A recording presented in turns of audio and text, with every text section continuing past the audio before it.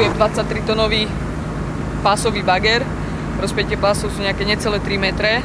To znamená, že mal by byť stabilný, ale samozrejme, ak človek robí hlúposti, tak aj toto sa dá prevrať. Ale myslím, že môžeme rovno začať nastupovaním a ísť na to. No, super. Dobre. A dopredu. Dopredu a dozadu hýbeš týmto krátkým rámenom. Doľava otváraš bránicu, doprava ju zatváraš. A zase keď ťaháš naspäť, tak ide k